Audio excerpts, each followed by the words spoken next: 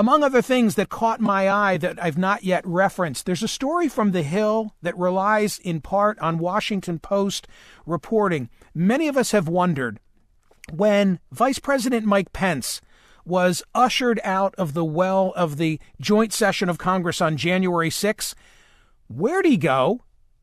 And I've always assumed that he was taken to some uber secret bunker, some Greenbrier-like bunker beneath the nation's capital. Well, here's what The Hill says.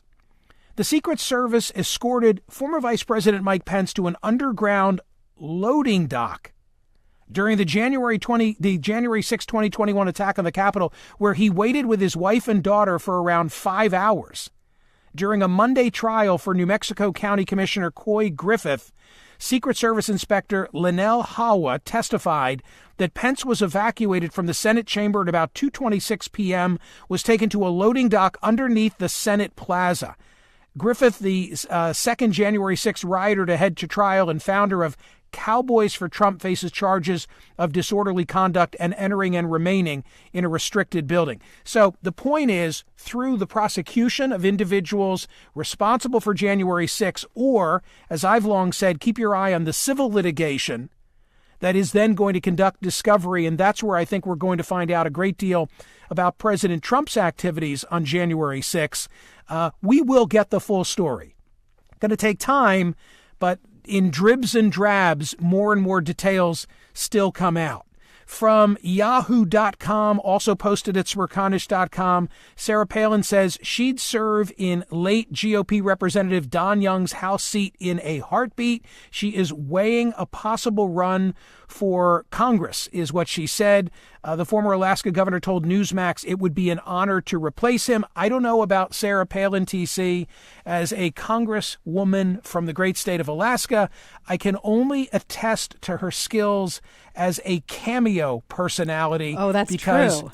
She's the best. Wait a minute. Are you allowed to, once you've gone on and become a cameo star, can you then become a congresswoman? Is that I think you can. Is that the right order of things? I don't know. Well, it certainly works in reverse, that you can be a member of Congress and go to cameo.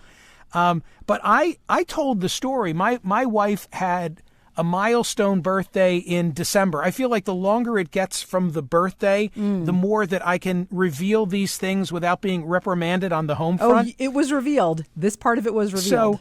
So in the case of Governor Palin, because you go on to Cameo and you fill out a very short form, like who is this for, what is the occasion, and then you provide notes on which the person who's recording. Does everybody know what Cameo is? I hope they do.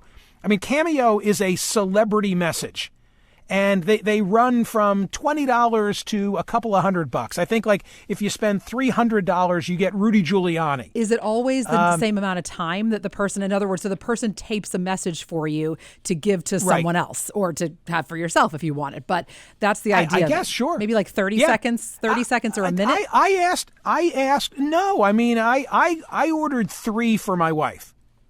So this will be very revealing. I ordered Captain Lee from, what's it called? Below Deck. Okay, so Captain Lee was sitting at his kitchen table, and he was very intrigued with my wife's name and the origin of it. So he was like, and it was after Thanksgiving that he recorded it. He may have had like the tryptophan kicking in, I don't know, but he was wonderful and he was warm. And then, for laughs and giggles, I had Michael Cohen, the former president's former fixer. Most of his was a tirade about me, and then extending birthday greetings to my wife. And I have to say, the best of them, from our dogs, I had Governor Palin.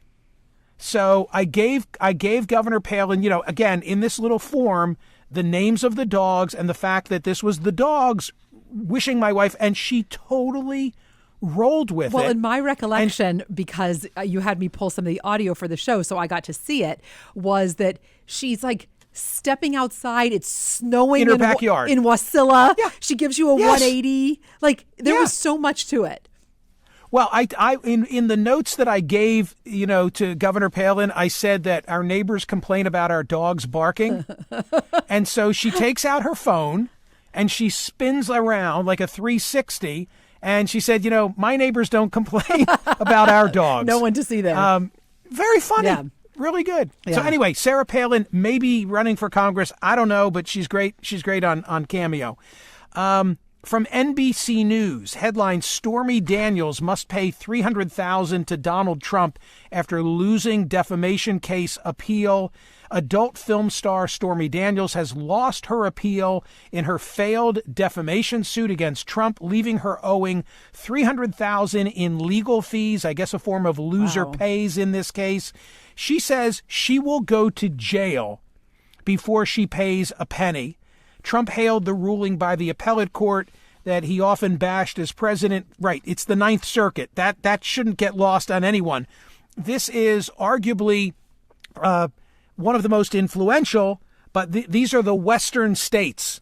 And the Ninth Circuit is traditionally the most liberal circuit court in the nation. So for Trump to get a victory from the Ninth Circuit is almost as interesting as the fact that it's Stormy Daniels who is the litigant. We haven't spoken about her. I think she's also available. In fact, I know she's available on Cameo. Oh, my. There's a good segue. So maybe if you don't want Governor Palin, you can get Stormy Daniels. Will she go to jail if she doesn't pay? Well, how does that work? I mean, eventually. I seriously doubt it. Right. I mean, does the public really want to pay to have her locked up?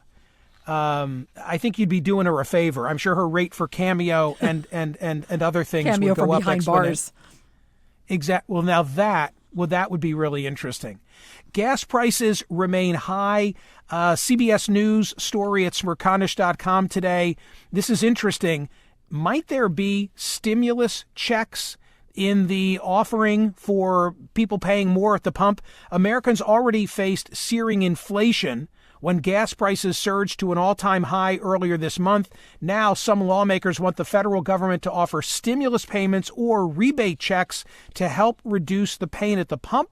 What are they talking about? They're talking about families with 2 children getting as much as $300 a month as long as the nation's average gas price exceeds $4 a gallon. This is according to one bill that's been proposed by a representative from California and a representative from Connecticut, as well as a representative from Illinois. All 3 are Democrats. Okay, here's my question. So if there's my principal vehicle is a Tesla. So are they going to exclude individuals? If they were to do it, do they want to know what do you drive? Or frankly, what about people who don't drive at all? No, that's just, how would they administer I feel fraud written all over this. Don't you think? Yeah, but the gas prices are crazy. They're crazy right now. Insane. Yeah, and I don't want to rub it in, but I'm just like sitting all of that out. Well, and remember, I have a diesel. Well, I don't. My husband does, but one of our cars is a diesel. Whew, it's ugly. Right. In terms of you're paying even more than everybody else who's paying. The one down the hill from us, which is too high, but it's like $5.69. It's crazy. Yeah, nutty. Talked about Don't Say Gay in Florida and Governor DeSantis. We had this as a survey question last week and really got into the weeds on what does the bill say. My beef is that it doesn't define instruction. I mean, do I want a K through 12 student being told about any matters pertaining to sexuality, frankly? No, I don't. But must a teacher be empowered to be able to say something if one student says, how come Heather has 2 mommies? Just to use the old line. When we really got into this, what I recognized is that the bill doesn't define instruction. And primarily, my concern is obviously with the kids, but with the teachers. I think the teachers in Florida are being put in a very awkward position. Well, this has spilled over into the private sector. Employees across Disney's various divisions, this is from the Hollywood Reporter, it's posted at Smerconish.com, participated in physical and virtual walkouts yesterday in a show of solidarity with Florida-based Disney workers, particularly cast members and other parks employees. On social media, workers at the Walt Disney Studios complex in Burbank have shared their own participation in in-person protests. And so this whole trend that I've discussed with Jeffrey Sonnenfeld, this whole trend about corporate America, sort of being pushed into the arena.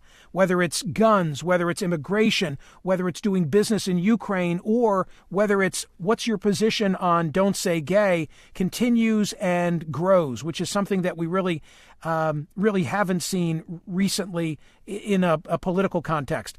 And TC, I know your favorite story. I went with the USA Today. Honestly, link. what is you wrong want to, with you? Give the headline and discuss what's going on. I'll give the headline under duress. Go ahead.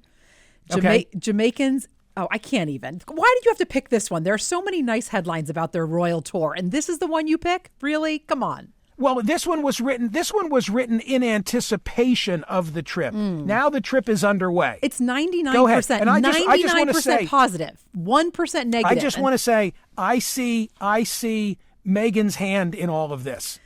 Headline from USA Today. Jamaicans shun, some Jamaicans shun. Let me just editorialize. Jamaicans shun Prince William and Duchess Kate's royal visit, demand slavery reparations. They also want the Queen to not be the Queen of in Jamaica anymore. There's all kinds of stuff going on in Jamaica. She's just stirring that up, isn't she? Stop with yourself. They're having a wonderful, wonderful tour. Follow them on Instagram. You'll enjoy everything about it.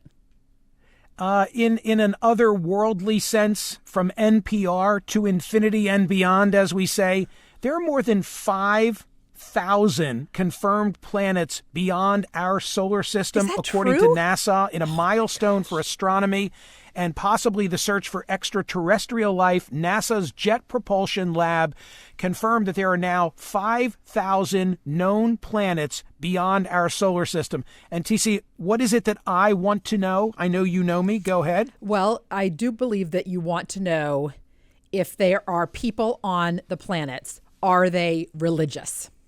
Right. Right. And one time, 1,000 years ago, when we were on terrestrial radio morning drive, you drove into the studio. You had heard some overnight BBC thing talking about extraterrestrials, and you launched this. You came on air at 6 o'clock in the morning. You launched this crazy idea about if there are people on other planets, do we want them to be religious? And it took off like the entire show.